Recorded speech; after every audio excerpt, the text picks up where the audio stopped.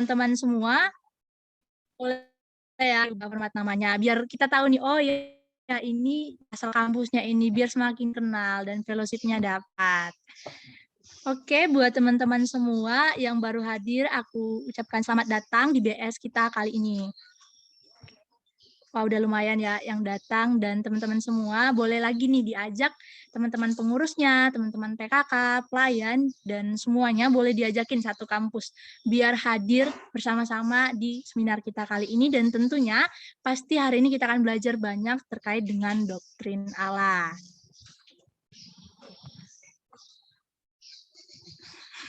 Nggak apa-apa Bang, biar jadi contoh. Bang Niko kan teladan ya di sini, jadi biar teman-teman yang lain juga ikut nih, pada datang semua dengan format namanya masing-masing. Oh, dating. Oke, karena waktunya juga udah menunjukkan pukul 17.02 ya, kita mulai sama-sama BS kita. Kepada MC aku persilahkan. Oke, terima kasih untuk Kak Amel. Sekali lagi aku ingin menyapa kita semua. Shalom teman-teman. Shalom. Shalom Len. Aku harap kita semua sudah mengambil tempat yang kondusif ya untuk kita sama-sama mengikuti seminar PMKJ kita pada hari ini. Sebelum kita masuk dalam seminar PMKJ kita pada hari ini, aku mengajak kita semua untuk sama-sama mengambil sikap saat teduh, mengundang Roh Kudus untuk boleh tetap membuat kita fokus dalam mengikutinya. Saat teduh kita mulai.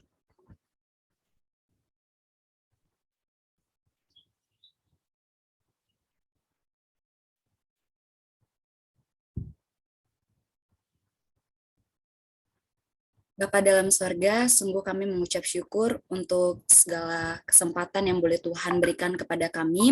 Tuhan boleh memberikan kami juga kesempatan untuk kami boleh melewati aktivitas kami dari pagi hingga pada sore hari ini Tuhan. Kami juga mengucap syukur Tuhan boleh sama-sama mengantarkan kami untuk kami boleh bergabung dalam Zoom ini Bapak. Tuhan, sebentar kami ingin memulai seminar PMKJ kami, kiranya Engkau boleh memberkati Tuhan seminar ini dari awal pertengahan hingga pada akhirnya Bapak. Biarlah kami boleh sama-sama fokus dan kami boleh sama-sama mengerti akan tema yang diangkat pada hari ini, yaitu mengenai doktrin Allah. Ajari kami untuk kami boleh selalu setia dalam Engkau, bahkan berkati juga pembicara kami pada hari ini, yaitu ada Bang Niko. Kiranya hikmat yang datangnya daripada Tuhan saja boleh menjadi milik Bang Niko Tuhan. Berkati jaringan kami, bahkan device yang kami gunakan, sungguh kami menyerahkan semuanya ke dalam tangan pengasihan-Mu. Dengan penuh kerendahan hati kami mohon ampun atas segala dosa dan perbuatan kami, bahkan sikap hati, pemikiran kami yang tidak berkenan di hadapan-Mu Bapa. Terima kasih Yesus, dalam Kristus Yesus kami telah berdoa dan mengucap syukur. Haleluya, amin. Oke, selanjutnya kita akan mendengarkan warta PMKJ. Kepada pewarta dipersilahkan.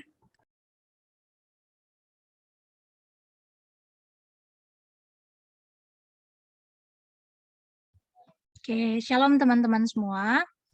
Saat ini kita akan dengarkan warta PMKJ. Bisa next. Nah, pelayan seminar PMKJ hari ini ada pembicara Bang Niko, ada MC Ellen dari UKI 2020, kemudian pemusik Kana dari PKN STAN Angkatan 2019, kemudian singer ada Kak Vera dari UI Angkatan 2018, kemudian acara aku sendiri dari PKN STAN Angkatan 2019, kemudian slider ada Ika dari UNJ Angkatan 2020. Teman-teman boleh mengapresiasi para pelayan ya hari ini melalui kolom komentar ataupun fitur reaction yang ada di Zoom. Terima kasih teman-teman pelayan. Nah, aku juga menginfokan ya teman-teman jangan lupa untuk mengisi tautan biodata dan survei. Ya, linknya tertera di sini dan juga di slide ya, dan juga akan di-share di kolom komentar. Nah, mungkin aku kasih kesempatan 3 detik ya buat SS linknya dan nanti diisi ya buat yang belum ngisi tautan biodata dan survei.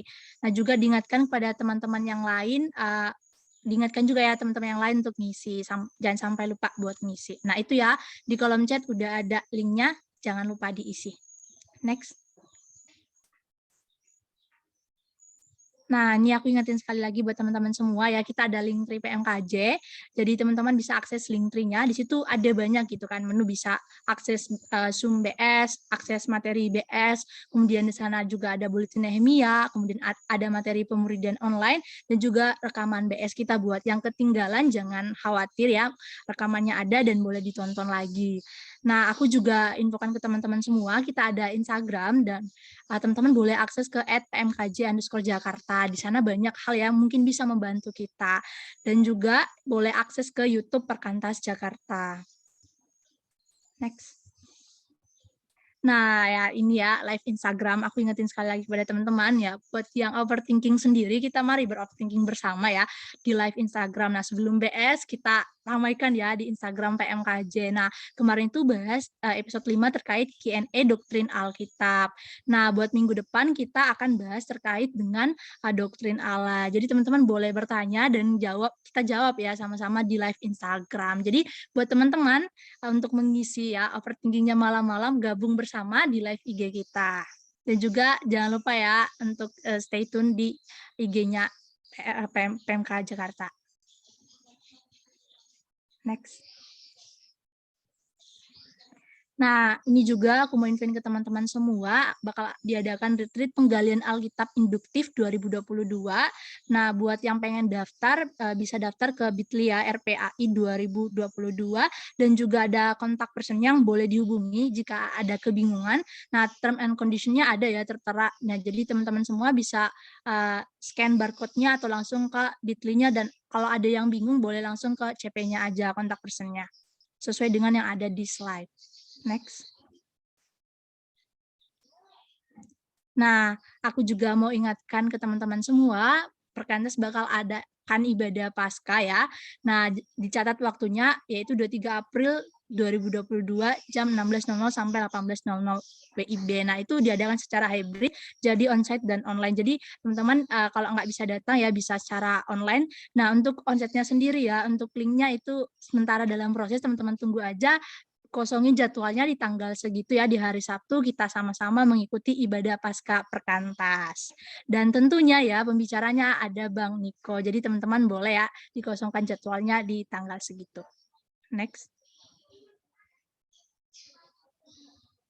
Nah, untuk minggu depan ya, kita masih di seri doktrin dasar. Kalau teman-teman lihat peta PMKJ ya, kita sekarang berjalan di seri doktrin dasar. Nah, hari ini belajar tentang doktrin Allah. Sekarang, minggu depan kita akan bahas terkait dengan doktrin dosa. Nah, itu tanggalnya 19 April ya, di jam yang sama. Pembicaranya ada Bang Yonas. Jadi teman-teman semua, BS minggu depan, jangan lupa ya, juga diajakin teman-temannya, dan kita akan bahas terkait dengan doktrin dosa. Oke, sampai jumpa ya teman-teman di BS minggu depan. Kepada MC aku persilakan. Oke, terima kasih untuk Kak Amel yang sudah menyampaikan warta kita pada hari ini. Tuhan kita adalah perkasa, Dia layak dipuji. Nyanyikan baginya lagu kemenangan yang menggembirakan.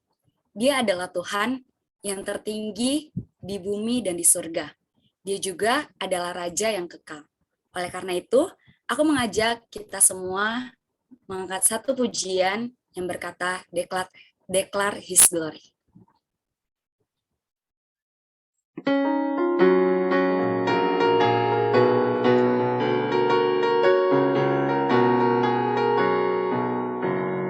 Our God is mighty, worthy of all praise. Sing unto Him a glad triumphant song. He is the Lord, supreme in earth and heaven. To Him all strength and majesty belong. Declare His glory among the nations, through all creations His triumph sing. Till all Earth's people bow in adorations, and Jesus Christ be everlasting King.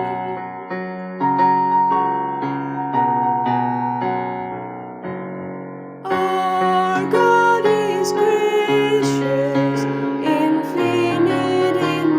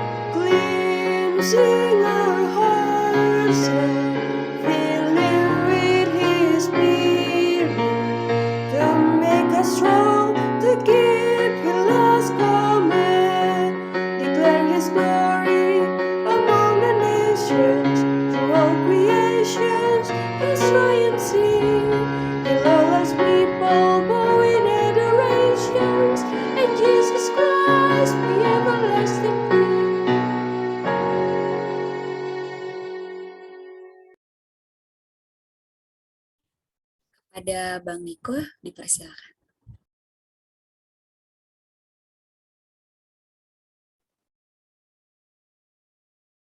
Oke, selamat sore teman-teman terkasih. Sebelum kita masuk ke dalam pembinaan kita, mari kita kembali berdoa. Sesungguhnya kami tidak akan pernah sanggup mengenal Allah kecuali di dalam kemurahan dan anugerah Allah, Allah menyatakan diri kepada kami. Bahkan ya Tuhan, kami rindu hari ini Allah menyatakan diri secara personal kepada kami. Dan melalui pengenalan Allah secara benar, itu membawa kami ya Tuhan kepada satu proses mengikuti Kristus, pemuridan. Terima kasih ya Tuhan, kiranya Roh Kudus menolong kami, baik hamba-Mu maupun kami semua yang ambil bagian di dalam Bible study pada sore hari ini dan di dalam seluruh interaksi kami. Di dalam nama Yesus kami berdoa dan bersyukur. Amin. Oke teman-teman, saya akan share screen.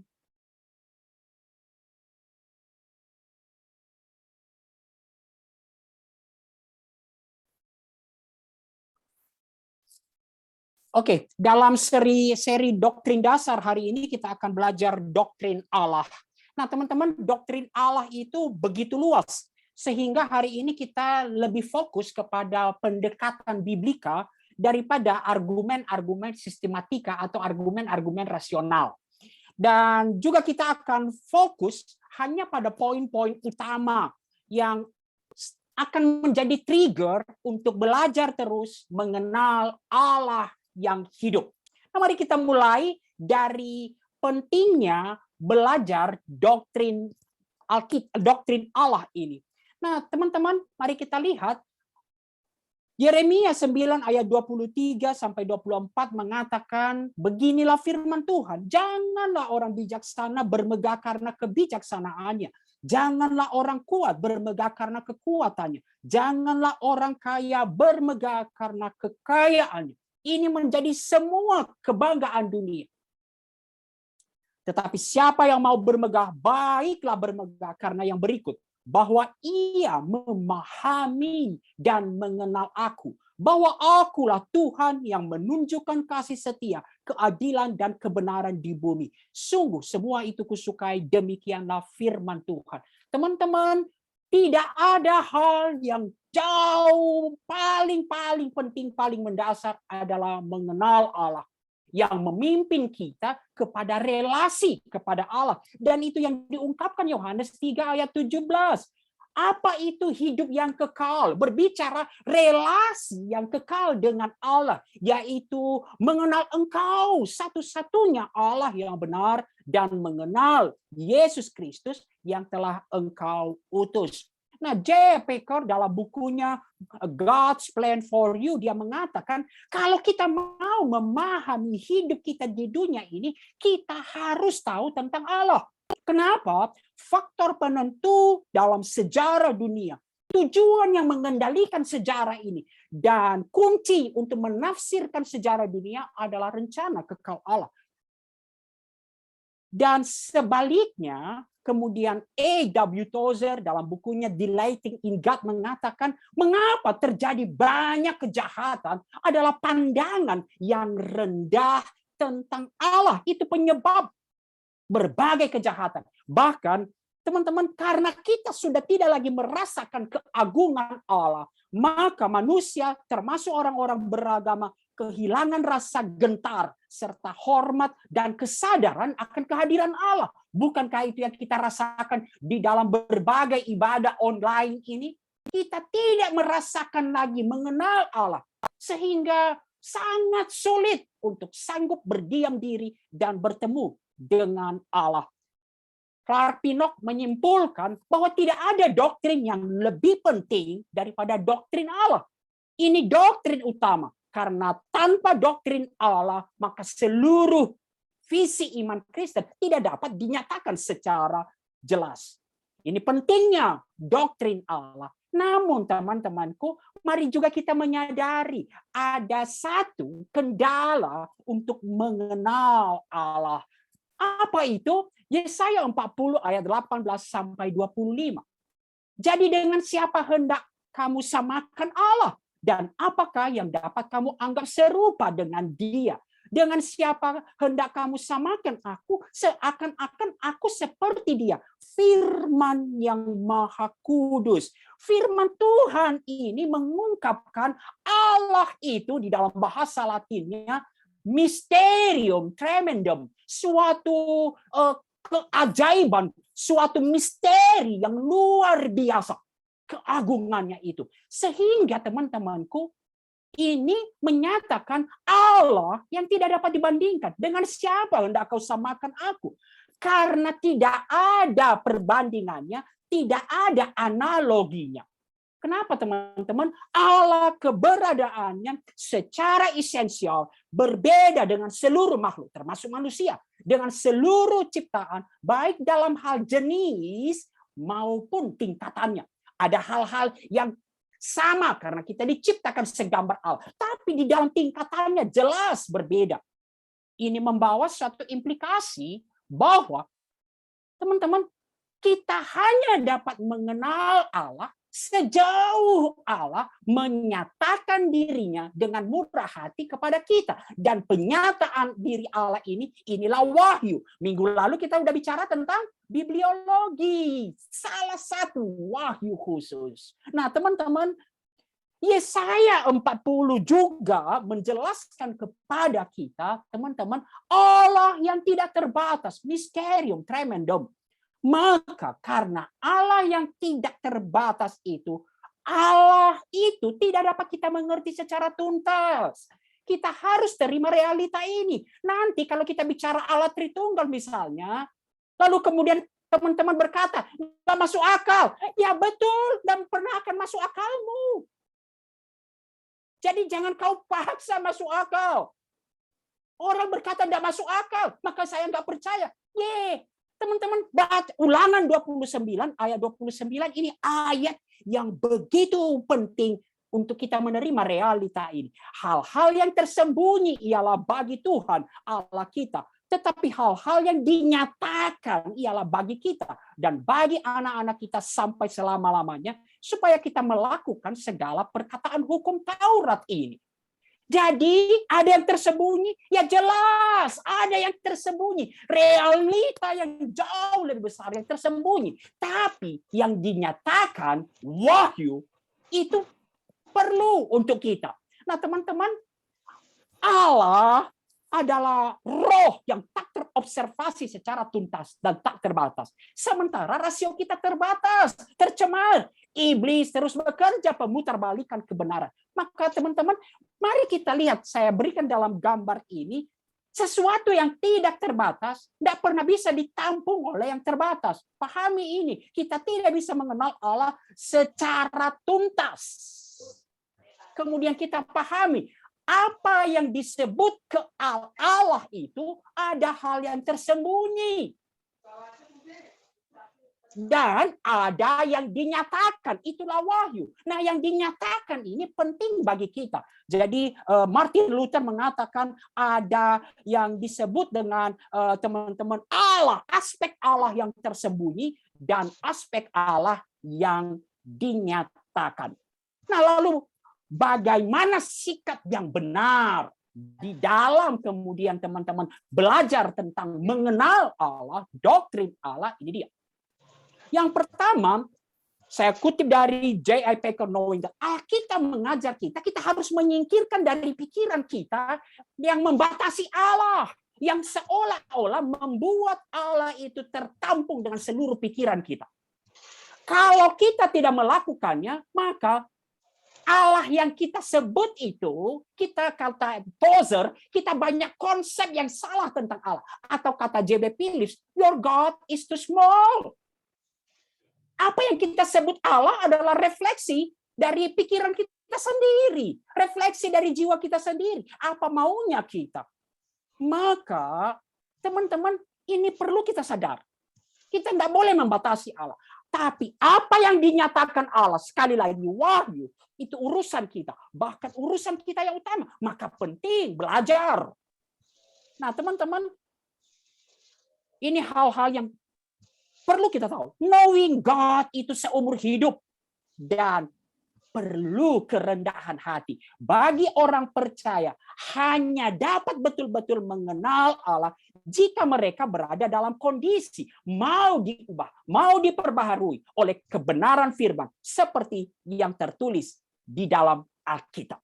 Sekarang kita masuk kepada lalu yang tersingkap itu, yang dinyatakan itu, bagaimana Allah menyatakan diri. Kita masuk pada topik wahyu, sekaligus berbicara tentang eksistensi Allah, keberadaan Allah.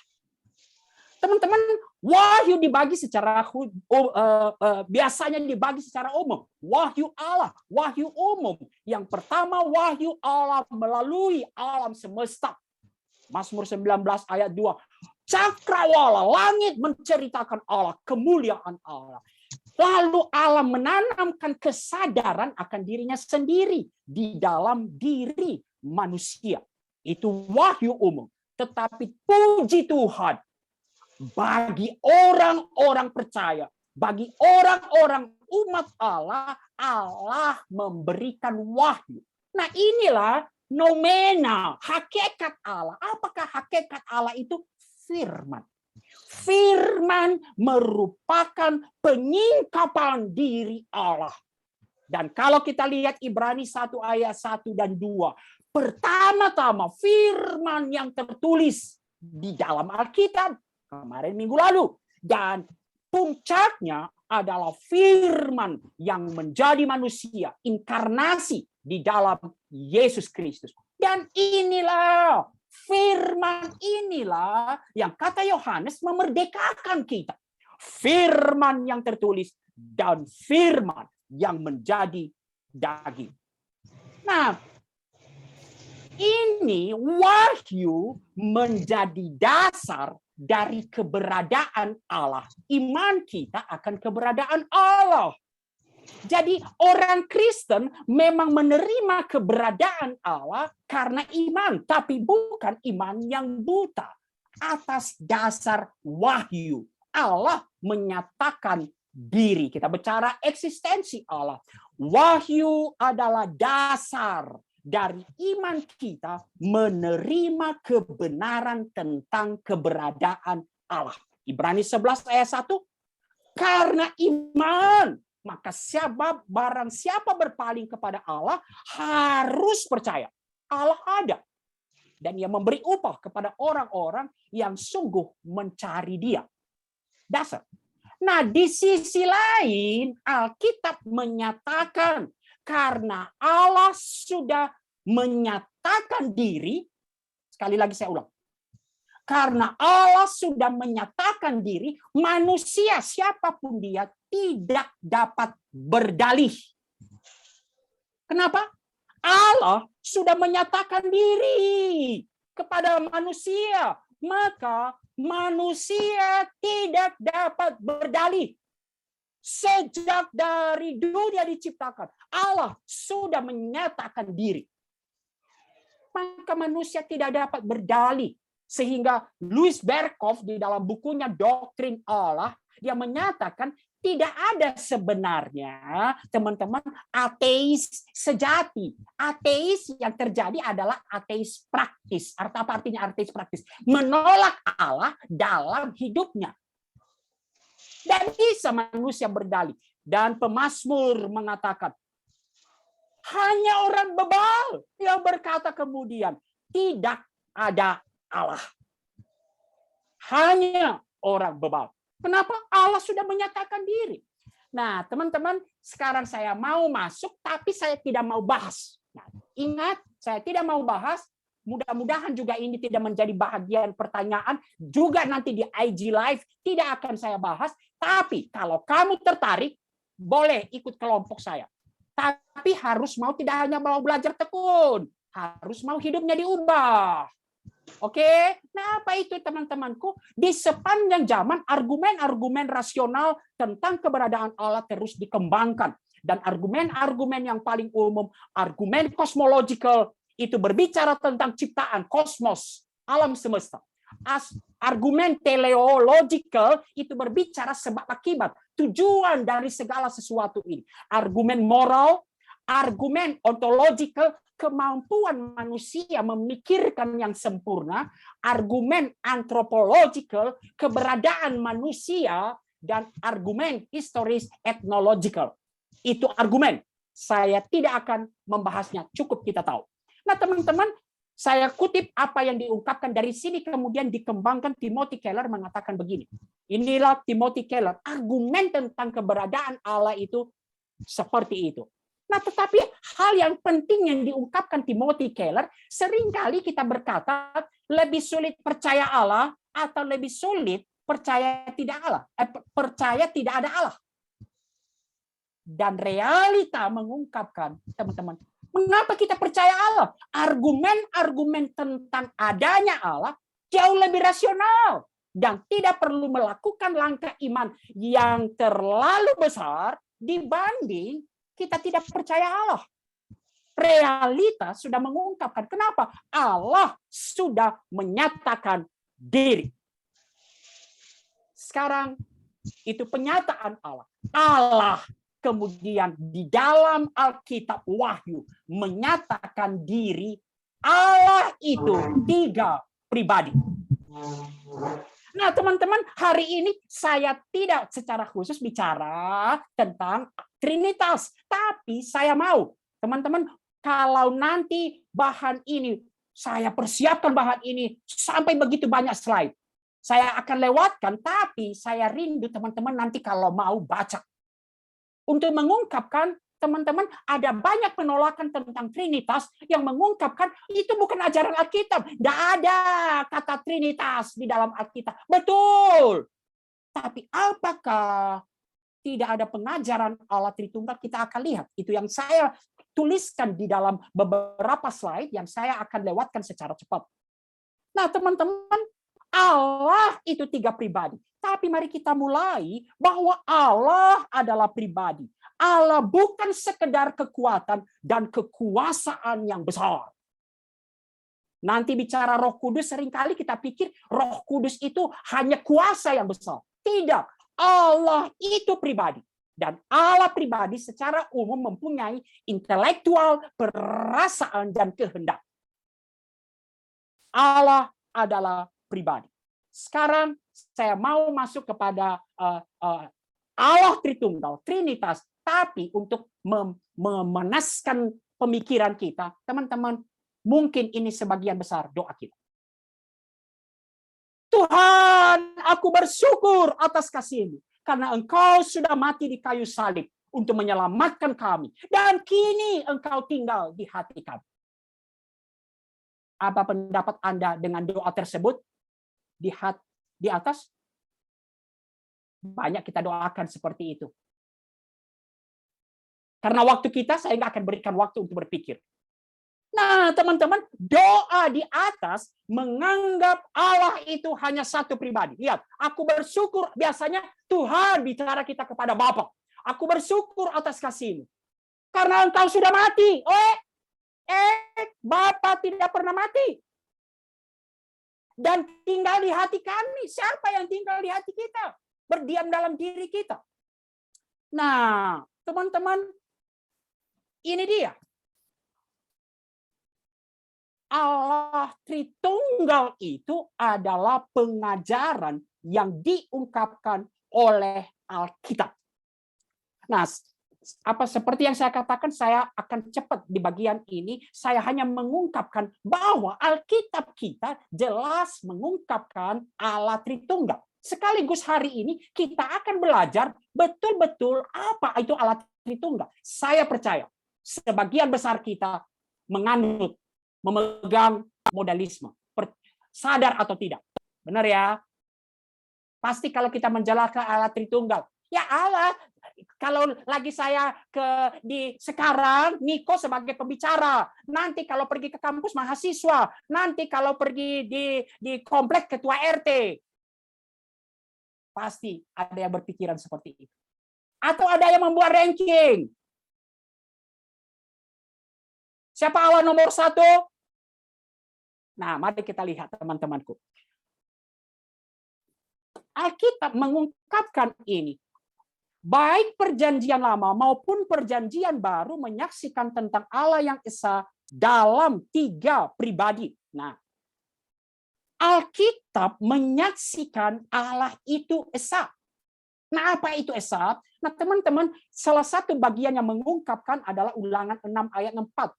Yang kata yang digunakan adalah ehad. Satu yang terdiri dari. Bukan yakit satu yang satu-satunya. Satu yang terdiri dari atau kesatuan. Sama dengan Kejadian 2 ayat 24. Alkitab menyaksikan Allah itu esa. Dan Alkitab juga menyingkapkan kejamakan Allah.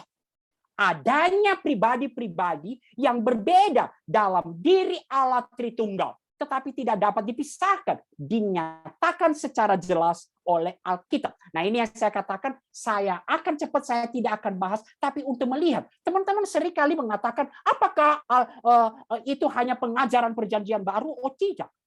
Teman-teman, Tritunggal dalam perjanjian lama, pertama ditunjukkan oleh nama Allah. Selain nama Allah secara tunggal, Allah juga Elohim. Allah membicarakan dirinya sendiri di dalam bentuk jamak. Yang kedua, pemunculan malaikat Tuhan. Pemunculan malaikat Tuhan, teman-teman, saya tidak akan bahas, nanti teman-teman bisa lihat. Malaikat Tuhan seolah-olah dibedakan dari Yahweh. Namun, ketika berbicara, bertindak sebagai Yahweh. Dan ini antisipasi kehadiran oknum kedua Tritunggal. Kemudian personifikasi hikmat dan personifikasi firman di dalam perjanjian lama. Personifikasi pribadi. Dan kemudian berbicara tentang messianic property, berbicara sang Mesias, tapi di sana ada roh Allah, roh Tuhan. Nah, teman-teman, sekarang kita masuk ke dalam perjanjian baru. Di dalam perjanjian baru, tentu semakin jelas, semakin terang. Yahweh yang di dalam perjanjian lama disebut sebagai penebus dan juru selamat, perjanjian baru kemudian mengungkapkan bahwa pribadi penebus dan juru selamat itu adalah Yesus Kristus.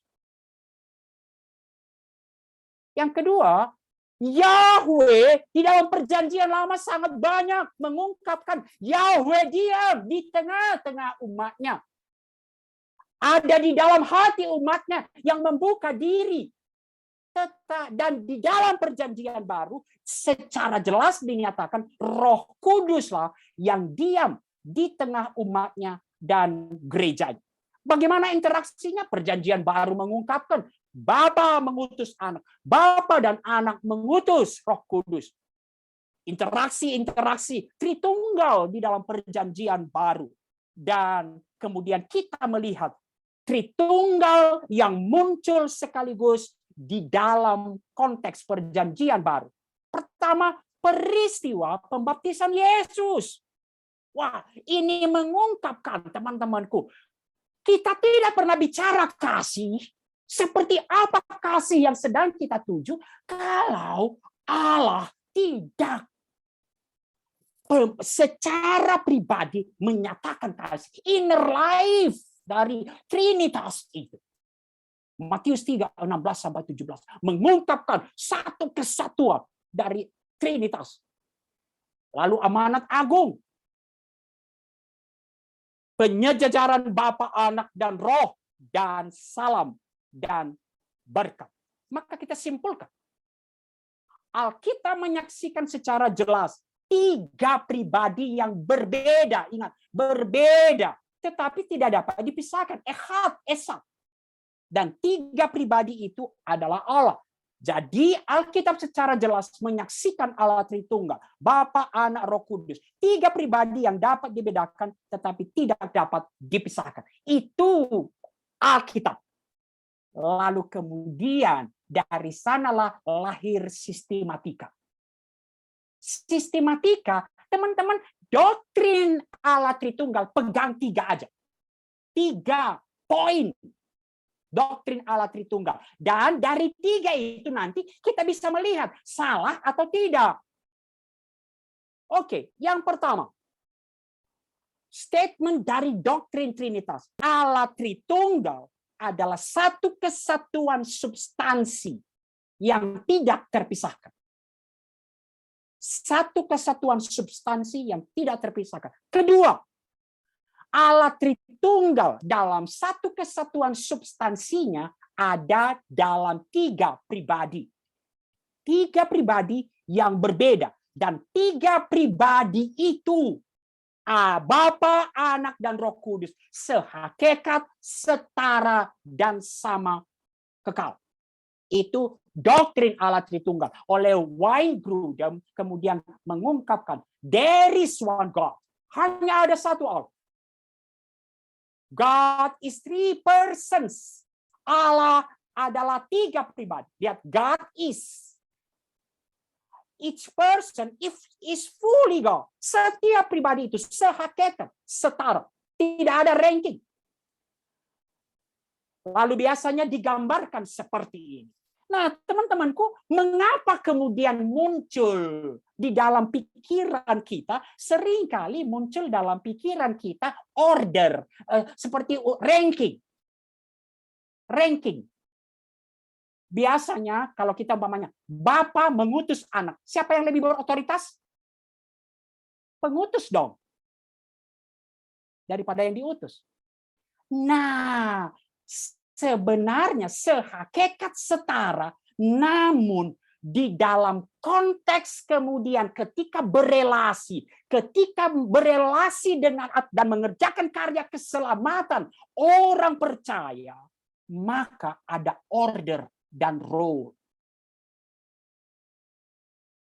Oke. Di sini kemudian umpamanya kita lihat Yohanes 14 ayat 6. Akulah jalan dan kebenaran. Tidak ada seorang pun yang datang kepada Bapa kalau tidak melalui aku. Kemudian berbicara tentang Roh Kudus dan Yesus Kristus 1 Korintus. Tapi sebenarnya teman-teman, apa sebenarnya yang terungkap itu adalah Allah Bapa adalah arsitek dari semua. Anak taat. Tapi ini dalam bukan berbicara tentang hakikat, tapi berbicara tentang role.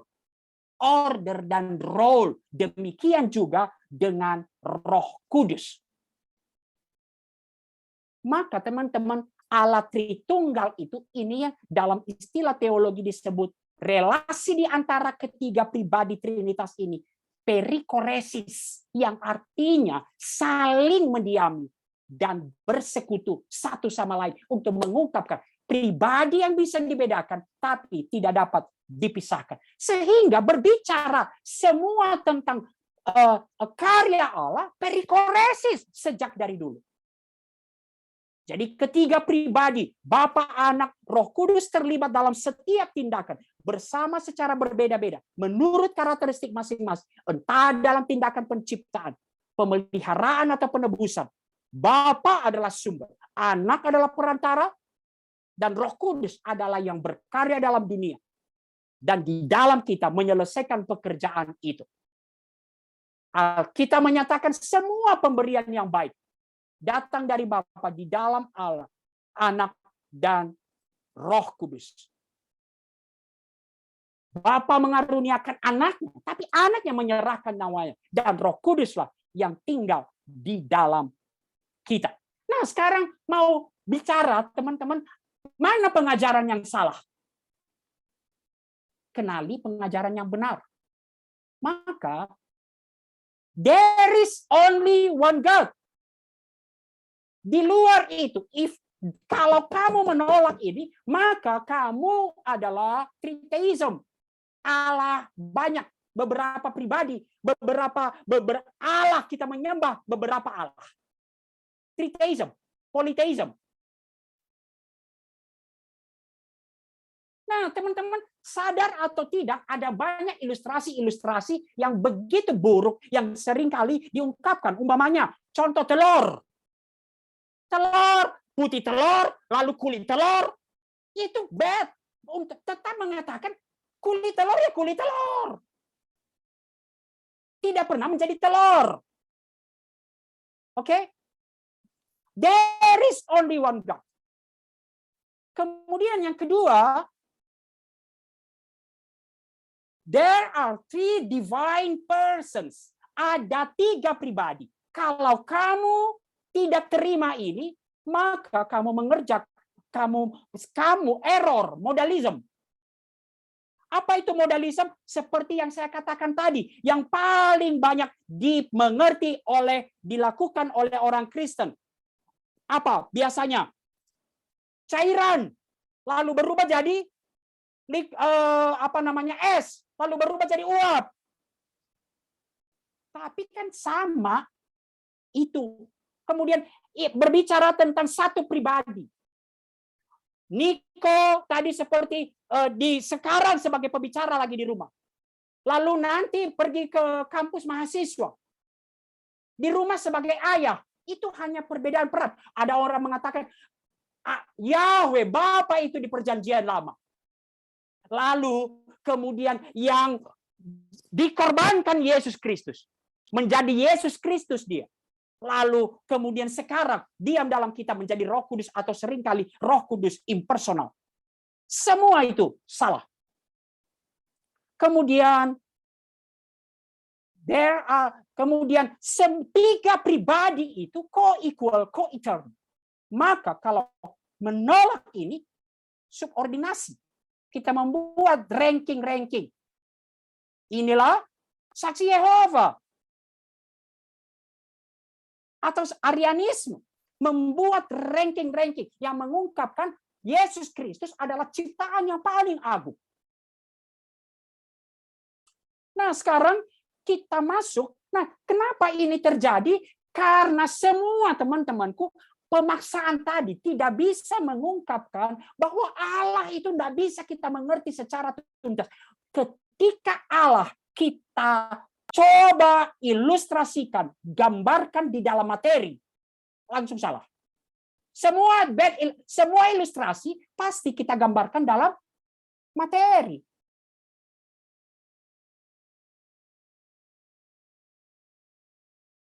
Mengapa terjadi, teman-teman? Wow, kembali tadi.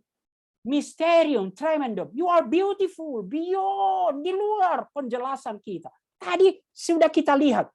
Siapa sih kamu analogikan Allah? Maka teman-teman, apa ini? Tidak ada ilustrasi yang dapat menjelaskan Allah Tritunggal dengan tuntas. Harus terima ini. Kalaupun ada mau pakai ilustrasi-ilustrasi untuk menolong, tapi perlu catatan. Perlu catatan-catatan. Kalau saya sih nggak mau pakai ilustrasi-ilustrasi. Saya jelaskan aja seperti itu. Nah, sebenarnya Alkitab mengungkapkan kepada kita bagaimana memperkenalkan Allah Tritunggal. Dan teman-teman, wah ini dia. Yohanes 17 mengungkapkan, memperkenalkan Allah Tritunggal adalah melalui orang percaya. Menjadi satu. Teman-temanku, kita lihat kesatuan orang percaya merupakan etalase untuk memperkenalkan Allah Tritunggal. Wah, kita meremehkan kesatuan ya. Makanya berjuang datang PMKJ, berjuang untuk membangun kesatuan. PMK untuk sama-sama. Ini etalase untuk memperkenalkan Allah Tritunggal. Mengapa kita percaya? Ya, kemarin teman-teman, Allah menyatakan dirinya melalui firman, ya Allah Tritunggal. Dan inilah pengajaran Alkitab yang diterima dari generasi ke generasi, warisan gereja dari abad ke abad. Allah Tritunggal bukan dalam kategori masuk akal, sekali lagi, tapi melampaui akal. Teman-teman, mengapa sih penting berbicara apa signifikansi dari doktrin Allah Tritunggal? Doktrin Trinitas membentuk dan membangun seluruh iman Kristen. Umpamanya, tidak ada keselamatan, nanti kita bicara keselamatan, tanpa berbicara Trinitas. Herman Bavinck mengatakan, dalam doktrin Trinitas berdetak jantung seluruh pewahyuan Allah tentang penebusan manusia. Teman-teman, karena bukan bagian saya, tapi saya akan sedikit. Soteriologi Trinitas. Kita keselamatan Trinitas dimulai dari Pactum Salutis. Ketetapan Allah. Lalu dilanjutkan dalam Ordo Salutis. Eksekusi dalam sejarah oleh Yesus Kristus. Dan secara subjektif diaplikasikan dalam diri orang percaya oleh Roh Kudus. Berbicara tentang relasi interpersonal, kasih. Allah kasih. Tidak ada kasih sejati tanpa relasi dengan Allah Tritunggal. Jadi semua berbicara relasi kita mengarah patokannya, teladannya, relasi Allah Tritunggal. Itu tentang Allah Tritunggal. Sekarang, waktu saya bergeser terus, 2 poin lagi. Sekarang kita masuk kepada atribut-atribut Allah. Atribut-atribut Allah.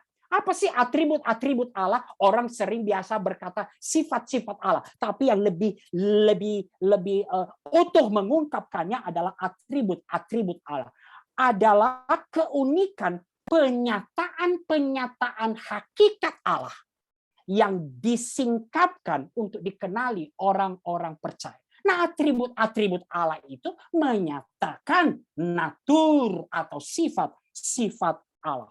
Nah, teman-teman, dalam sejarah teologi ada macam-macam pengkategorian tentang atribut-atribut Allah. Tapi yang paling umum yang akan kita lihat hari ini adalah incommunicable dan communicable. Apa artinya? Mari kita lihat.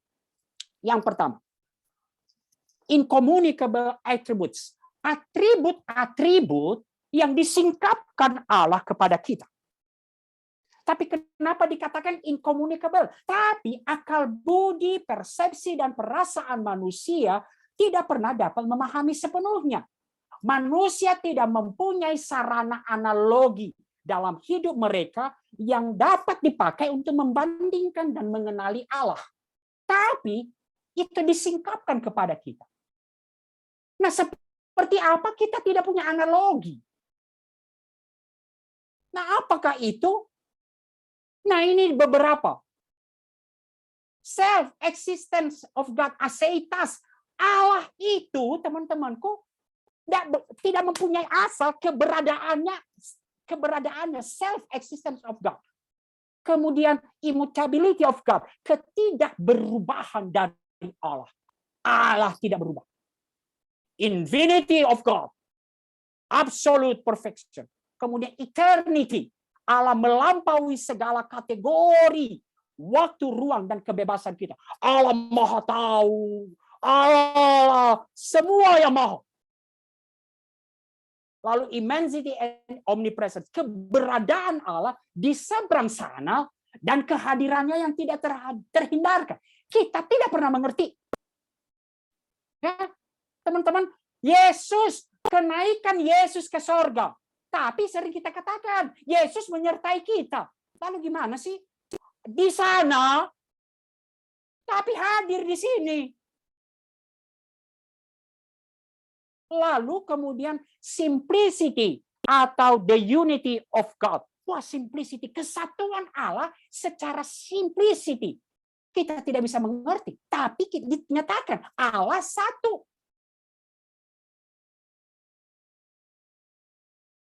Bagian-bagian ini mengungkapkan biasanya keagungan Allah. Seperti Yesaya 40 ayat 8. Tidakkah kau tahu, tidakkah kau dengar? Allah itu kekal yang menciptakan bumi dari ujung ke ujung. Ia tidak menjadi lelah, tidak menjadi lesu, tidak terduga pengertian. Itu incommunicable attributes. Tapi ada yang dikomunikasikan. Melalui apa? Paling banyak melalui keberadaan manusia. Kenapa? Kita gambar Allah. Apa itu? Atribut-atribut tentu tidak bisa kita pahami karena kita tidak bisa bandingkan dengan apapun. Tidak bisa dipahami secara tuntas. Namun kita bisa memahaminya karena ada analogi-analogi yang dapat dipakai untuk membandingkannya dengan apa yang orang percaya lihat, alami dalam kehidupan mereka sebagai manusia. Apa itu? Biasanya moral Allah, spiritual Allah, God spiritual nature. Kita bisa tahu karena manusia mempunyai kebutuhan spiritual. Walaupun relatif tentu tidak seperti Allah, tapi kita ada bayangan, pengetahuan. Kita bisa tahu wisdom, hikmat, kemudian moral atribut. Berbicara tentang Allah Maha Kasih, manusia punya kasih. Maka kita bisa bayangkan, walaupun tentu tidak bisa kita bandingkan, mengerti secara tuntas, tapi kita bisa mengerti. Murka. Nah, Bang Ruben ini kan tahu marah. Caranya marah tahu Bang Ruben murka. Nah, kita bisa bayangkan seperti apa murka Allah. Walaupun sekali lagi kita tidak bisa bandingkan. Nah, ini dia teman-teman. Namun ada paradoks. Tadi saya katakan ketidakberubahan Allah. Tapi kalau kita lihat Alkitab, ada Allah berubah. Bahkan dalam tanda kutip Allah menyesal. Nah, teman-teman, ini berbicara kehendak Allah yang terbuka. Kenapa itu terjadi? Dalam. Nah, beberapa atribut Allah seperti immutable tidak pernah berubah, menunjukkan hal yang paradoks ketika berbicara kepedulian Allah kepada manusia. Alkitab menyaksikan tentang mutability dalam bahasa antropomorfistik. Apa artinya? Bahasanya manusia. Ngerti ya? Supaya manusia bisa Allah mendengar rintihan. Itu kan ini. Atau bahasa antropor itu. Tangan Allah teracung. Emangnya Allah punya tangan? Ini bahasanya dibahasakan dalam bahasa manusia. Nah, puncaknya di mana? Teman-teman, Allah immutability. Tapi Allah berubah. Dan perubahan ini kita terima paradoks. Di mana puncaknya? Yesus Kristus. Allah turun berinkarnasi. Mengambil rupa menjadi manusia. Allah yang tidak terbatas menjadi terbatas. Puncaknya dalam inkarnasi anak Allah, Yesus Kristus. Yang tetap tidak pernah terpisahkan dari Allah. Tapi mengosongkan diri menjadi sama dengan manusia. Inilah rahasia Injil anugerah Allah. Yaitu pertemuan antara Allah yang immutable dan Dia yang memberikan dirinya dalam kerelaannya karena kasihnya. Mutable dapat berubah. Sekarang mengapa penting memahami sifat-sifat Allah? Yang pertama, dengan mengenal sifat-sifat Allah itu mendorong kita memuji dan menyembah Allah dengan penuh kekaguman. Wah, saya kutip ayat-ayat di situ teman-temanku. Wow, Mazmur 103. Pujilah Tuhan karena jangan lupakan kebaikannya yang begitu luar biasa.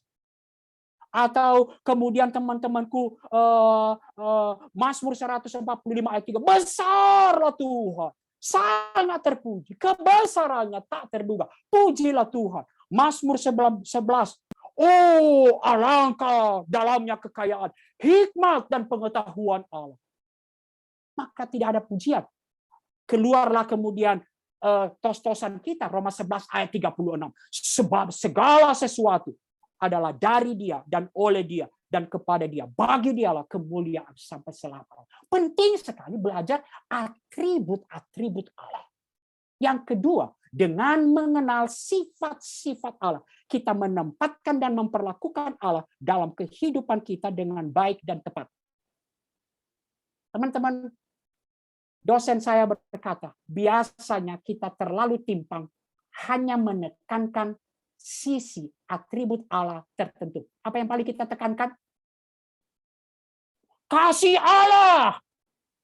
Tapi kasih Allah tidak pernah lepas. Itu yang Michael Horton mengatakan, itu semua ada dalam kebaikan Allah. Apa itu? Ada kasih Allah dan keadilan Allah. Dan Packer mengatakan, keadilan Allah, dari keadilan Allah, nyata kemudian murka Allah.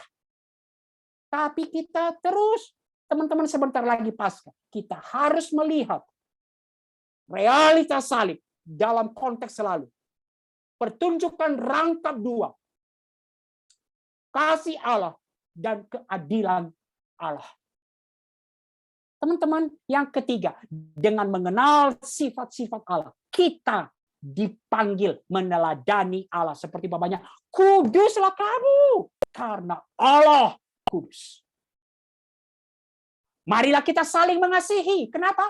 Allah adalah kasih. Nah, teman-teman, itu penting untuk memahami hal itu.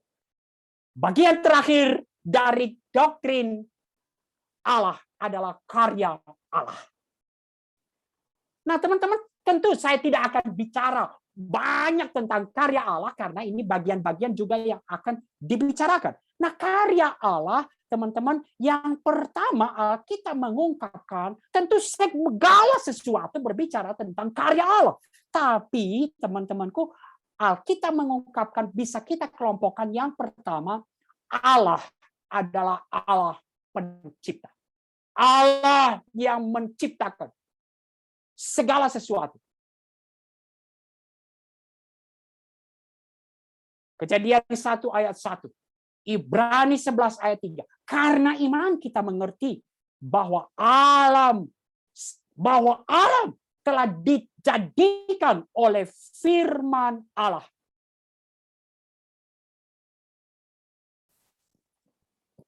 Kemudian teman-teman saya ungkapkan, Yesaya 40 nanti dibaca-baca itu. Ayat satu bagian firman Tuhan yang sangat-sangat indah.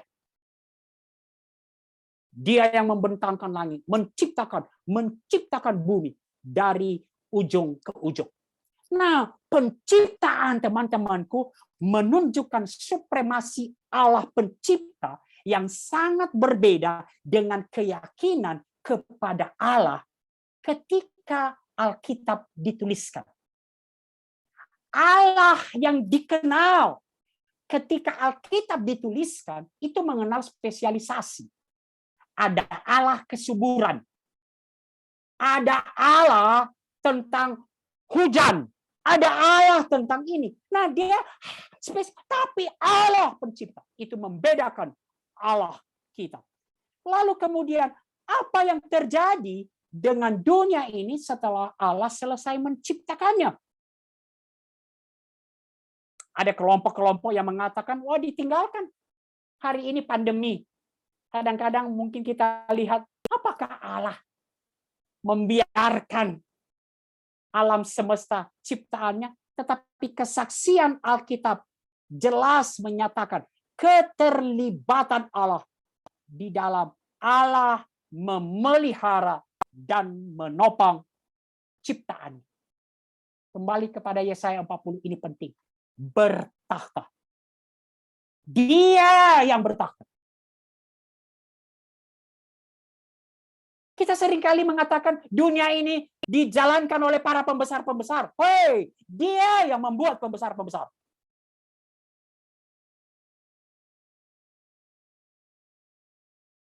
Nah, dari sinilah kemudian terungkap suatu doktrin yang disebut dengan providensia Allah.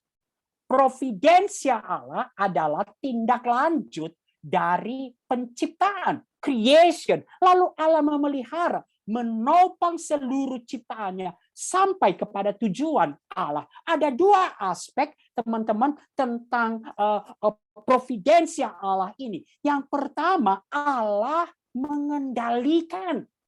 Allah mengendalikan segala sesuatu, seluruh kejadian untuk menggenapi semuanya akan sampai kepada tujuan yang Allah kehendaki.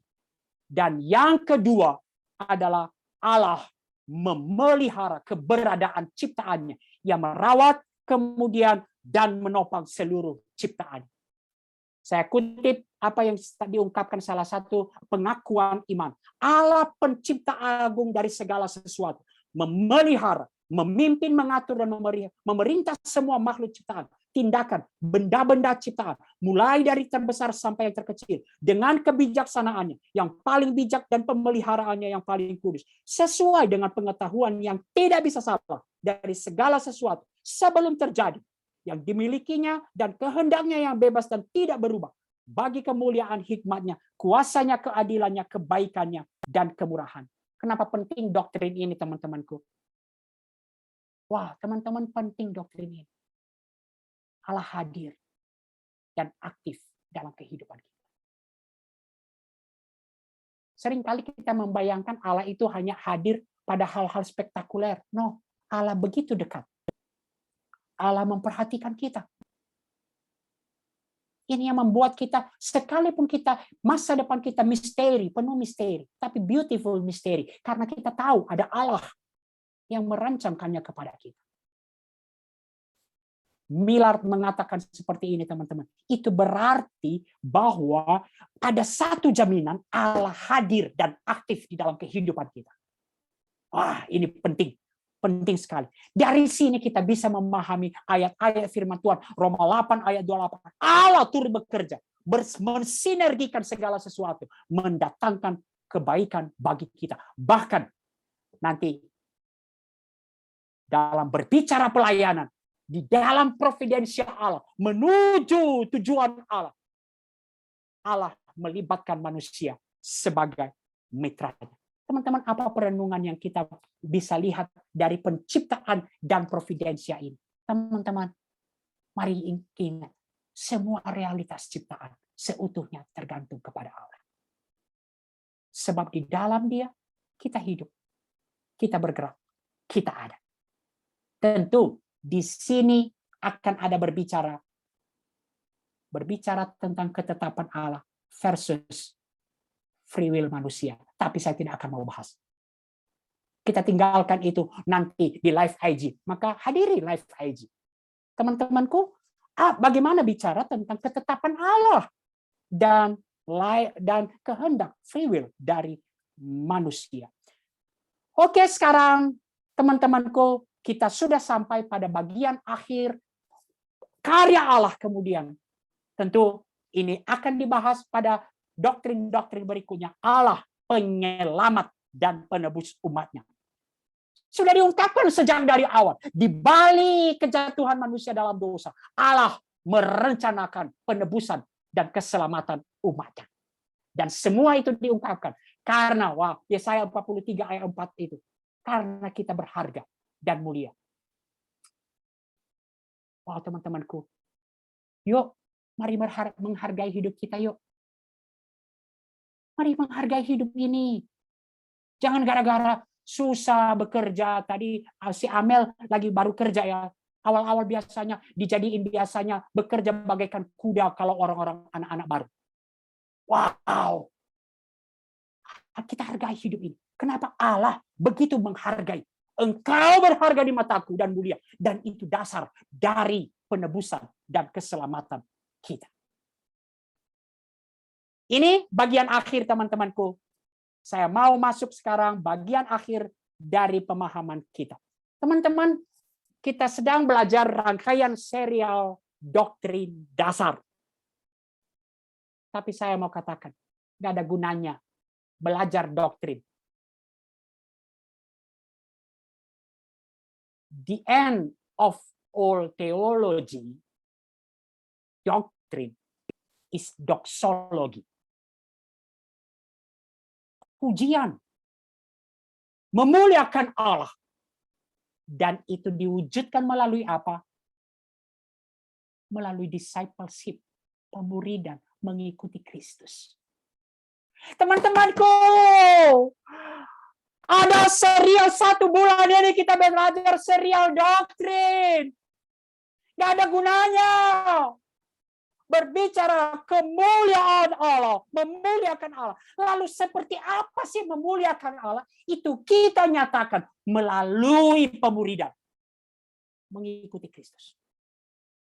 Wow, nanti baca umpamanya Efesus 1. Kita banyak ribut tentang predestinasi. Tapi baca dong ayat 14-nya. Ayat 14-nya supaya Allah dipuji dan dimuliakan.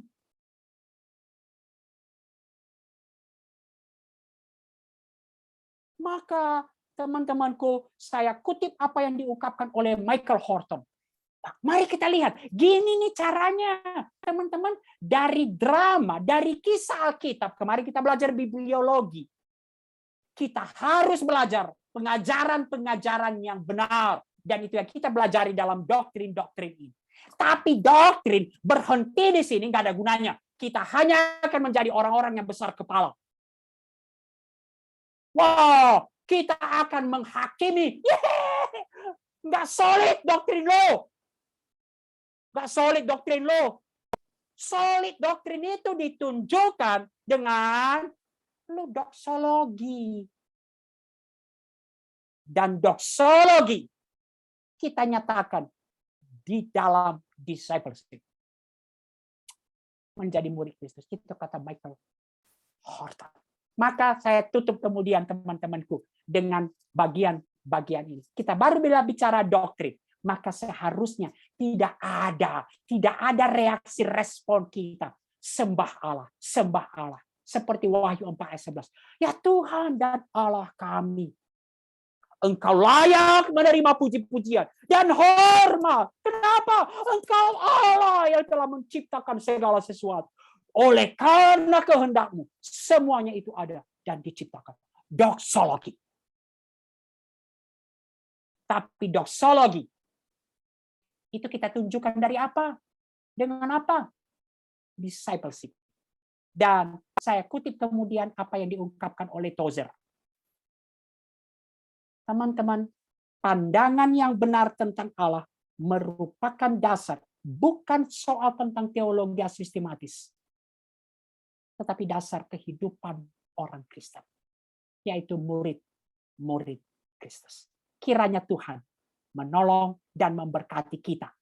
Hari ini sekali lagi, ini hanya trigger untuk belajar doktrin-doktrin Allah. Knowing God seumur hidup. Amin. Saya kembalikan kepada MC. Oke, baik. Terima kasih untuk Bang Niko untuk pemaparan yang luar biasa ya teman-teman. Jadi langsung aja nih Bang, kita lihat udah banyak nih di Slido yang ingin bertanya. Wow, banyak banget ya Bang. Oke, Ellen bacakan yang paling banyak like-annya nih ya. Oke, Ellen bacakan ya Bang. Jadi pertanyaannya begini. Mengapa bisa ada orang yang tahu semua tentang Allah tapi tidak mengenalnya, apalagi mengasihinya? Mau langsung dijawab kah, Bang? Atau Itu tadi. Itu tadi bagian akhir yang diungkapkan tadi, ketika kita mendekati Alkitab sebagai pengetahuan tetapi bukan sebagai penyataan Allah. Wahyu. Oke. Jadi ada banyak teman-teman teolog besar, ahli-ahli hermeneutik, oke, yang tidak percaya Allah. Kenapa? Melakukan pendekatan kepada Alkitab. Makanya bermasalah bibliologi kemarin penting. Bagaimana memandang wahyu Allah. Dan kalau kita lihat tadi, Allah, noumena, hakikat Allah itu adalah firman yang disingkapkan. Itu noumena. Firman yang disingkapkan, pertama-tama, seperti Ibrani, disingkapkan dalam firman yang tertulis, itulah Alkitab. Dan kemudian disingkapkan, puncaknya adalah firman yang menjadi daging. Jadi kalau kita hari ini belajar di dalam kerangka mengenal Allah, karena wahyu adalah penyataan Allah sendiri, pribadi Allah, maka itu yang akan menolong kita untuk masuk kepada tahap-tahap tadi, doksologi dan discipleship. Tanpa itu, maka kita akan melakukan mendekati Alkitab, wahyu. Bukan sebagai wahyu, tetapi sebagai apa? Pengetahuan.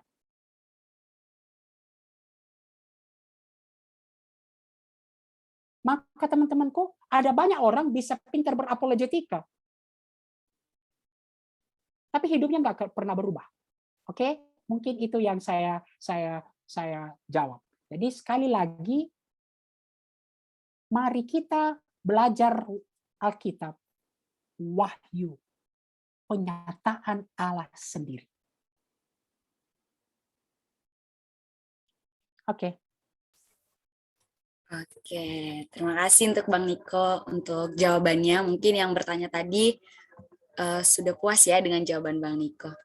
Ya mungkin sebelum masuk ke pertanyaan selanjutnya nih yang ada di Slido, mungkin ada nih kakak abang dan teman-teman yang di dalam Zoom ini mau langsung bertanya.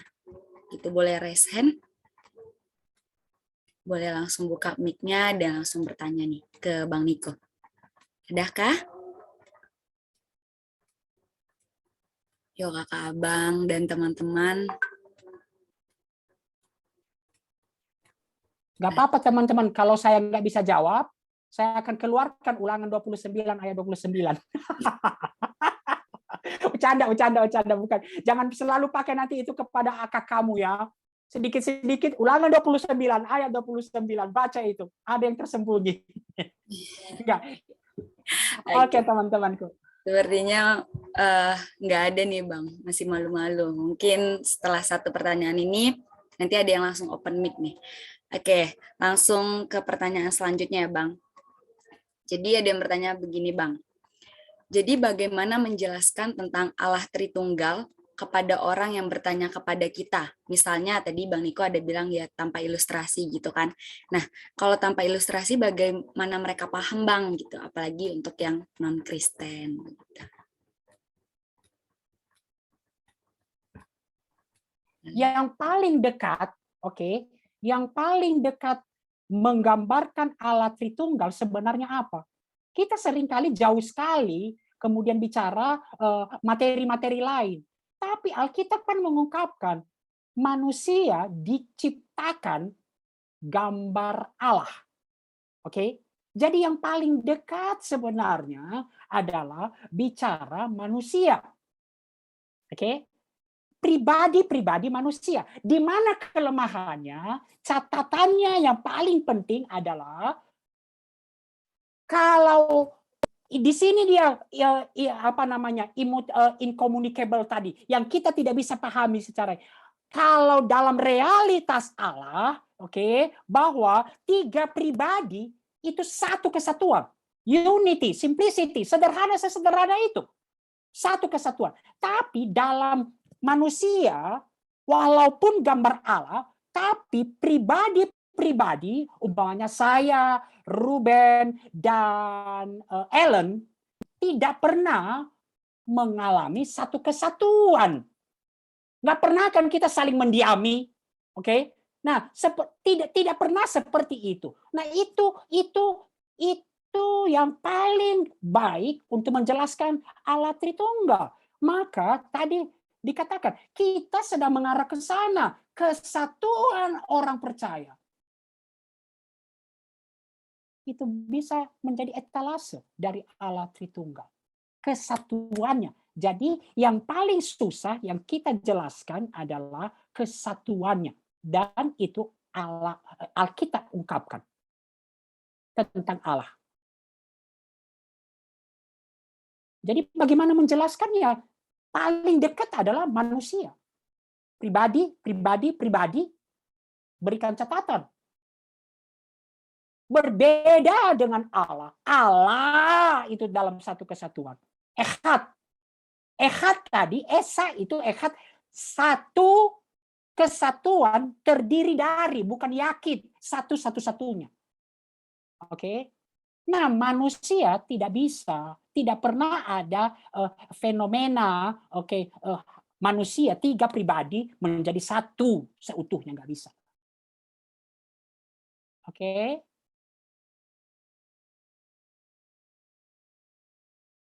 Jadi paling dekat sebenarnya itu. Tapi salah ketika kamu menjelaskan tadi yang paling banyak dijelaskan itu tuh.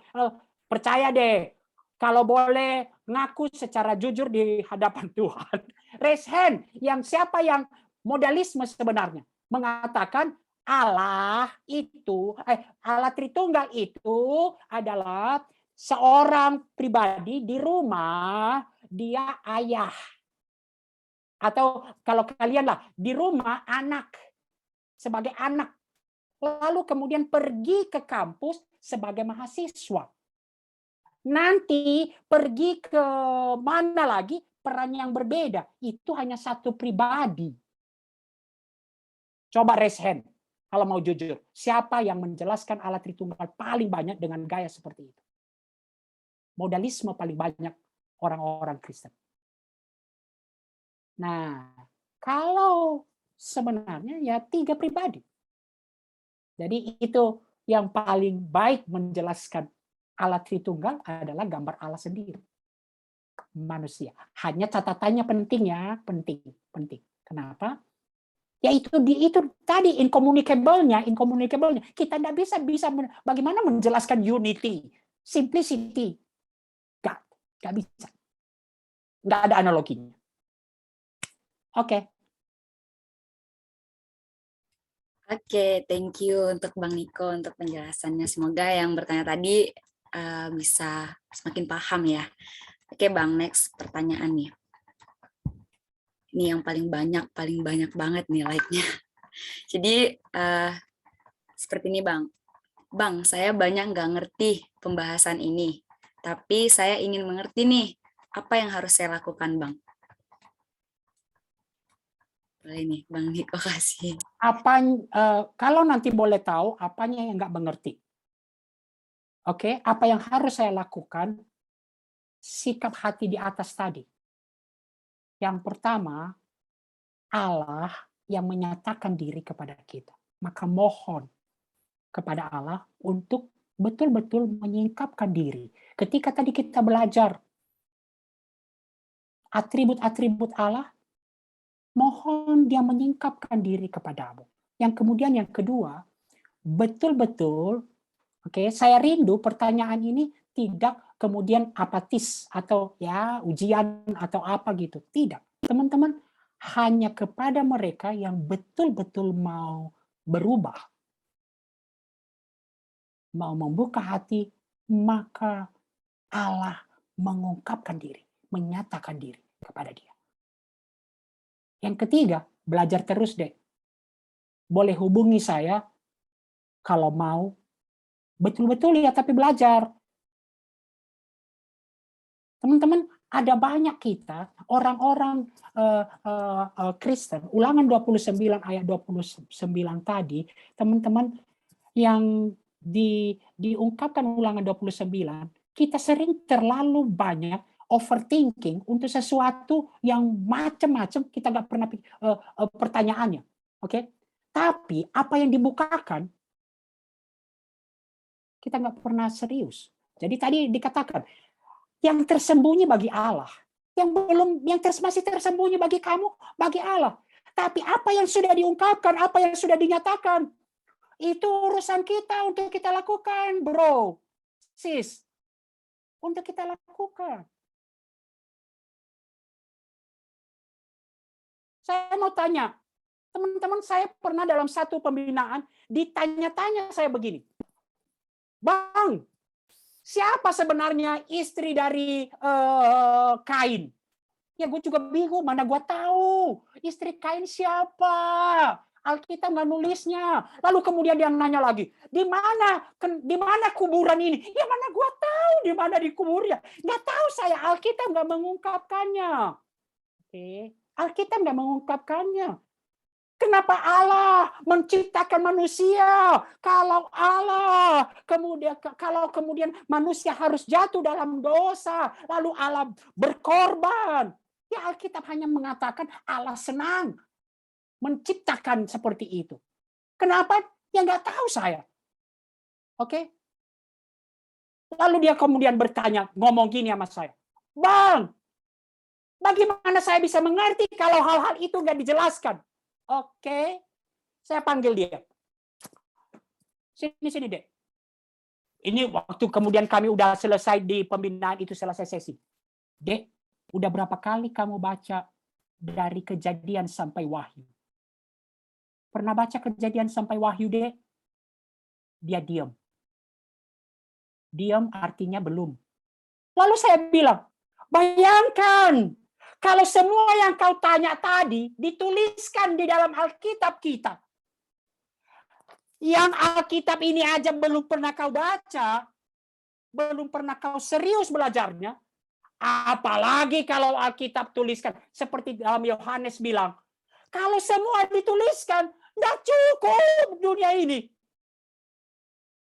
Nggak cukup. Nanti baca Yohanes.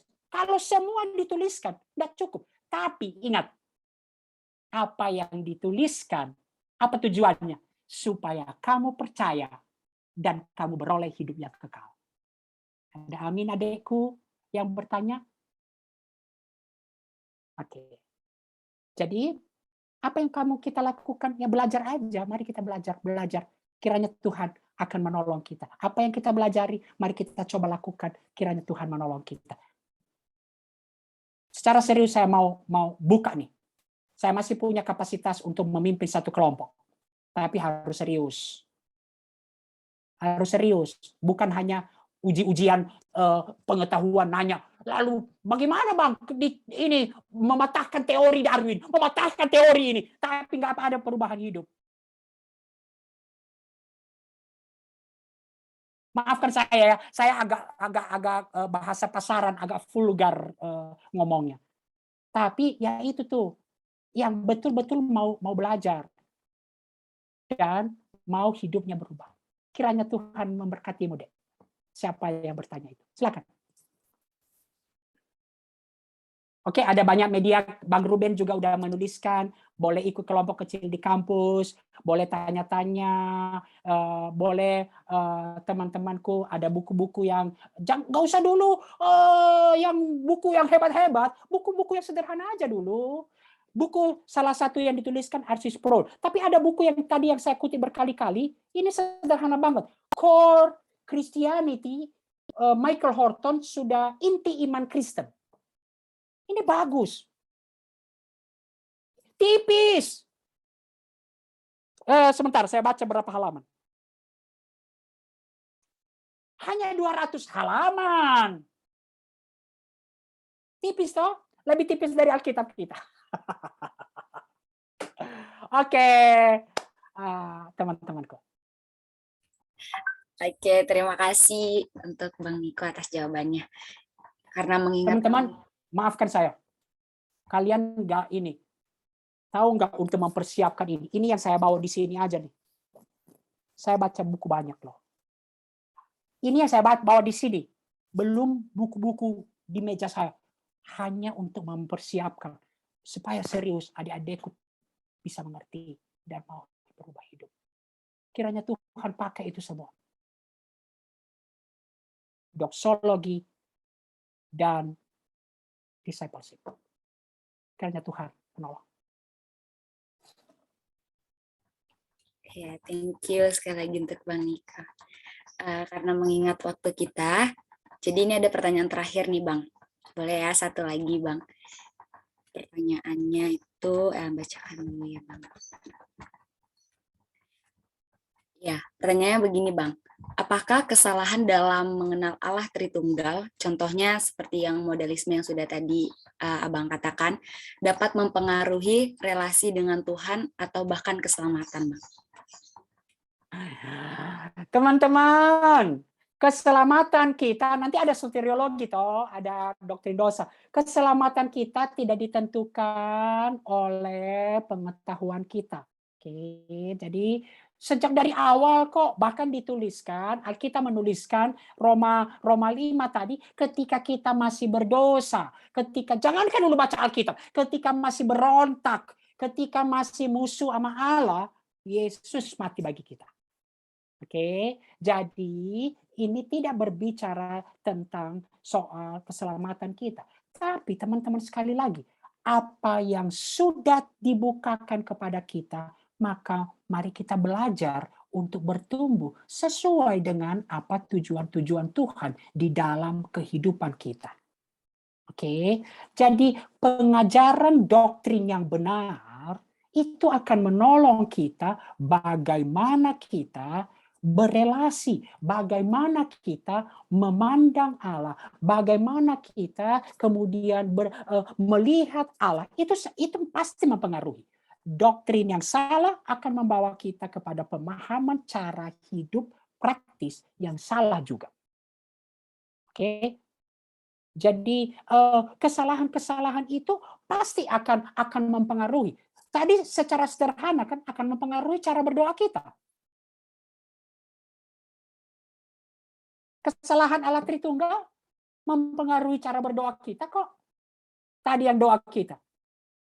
Kita campur-campur semua. Jadi teman-temanku, apa yang saya ungkapkan tidak mempengaruhi keselamatan. Keselamatan anugerah Allah. Tapi kita diminta untuk bertumbuh dalam pengenalan akan Allah. Itu yang Allah minta. Itu yang dikatakan bermegah, bersukacita. Kenapa? Doktrin pengajaran yang benar akan membawa kita bagaimana kita berelasi dengan Allah. Bagaimana sikap kita kepada Allah. Oke. Oke, terima kasih untuk Bang Niko. Ya, buat teman-teman, karena aku lihat ada begitu banyak nih pertanyaan yang masih belum terjawab. Jadi jangan khawatir, teman-teman bisa join di live PMK Jakarta, PMKJ ini, untuk nanti bisa mendapatkan jawabannya. Gitu. Oke, untuk Bang Niko, boleh nih Bang kasih kata-kata penutup untuk kita semua yang ada di sini. Kata penutup, saya ulang lagi. Oke, the end of all theology, apa? Doxology. Yang didemonstrasikan, diwujudkan di dalam pemuridan, menjadi murid Kristus. Maka mari kita belajar terus pengajaran yang benar, apa yang diungkapkan oleh Alkitab. Bukan untuk pengetahuan saja, tapi mengenal Allah. Karena Alkitab adalah penyataan Allah, pribadi Allah. Dan itu akan menolong kita untuk menyembah Allah secara benar. Caranya, mengikuti Kristus, dimuridkan. Kiranya Tuhan memberkati kita. Jangan takut. Kalian ini udah bagus. Dulu saya nggak tahu apa-apa. Ya. Saya berasal dari satu gereja.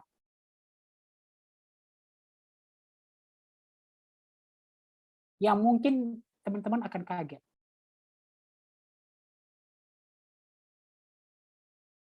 Tapi nggak usah lah saya ngomong. Jadi udah bagus teman-teman ini. Tapi dibutuhkan untuk mau belajar. Kenapa?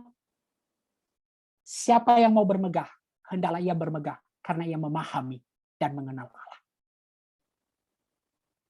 Kiranya Tuhan memberkati. Oke, thank you untuk Bang Niko. Ya, selanjutnya diminta kesediaan Bang Niko terakhir untuk pimpin kita dalam doa. Baik, mari kita berdoa teman-temanku.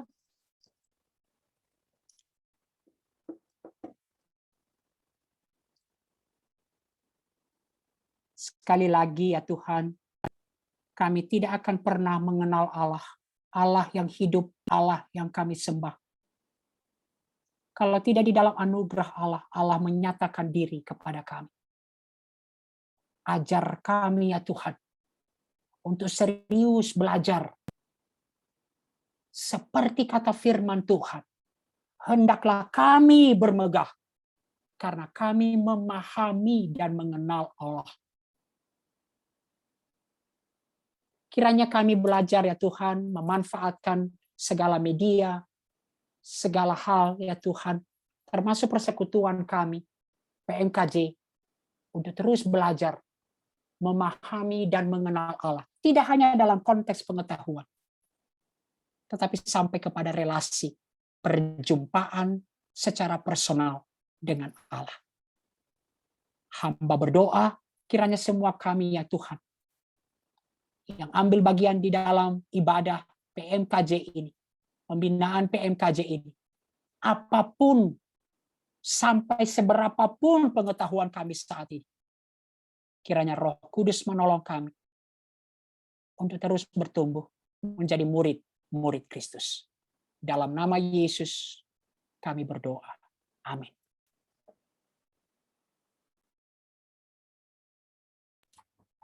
Oke, terima kasih untuk Bang Niko dan terima kasih juga untuk teman-teman yang sudah join di seminar PMKJ kita hari ini.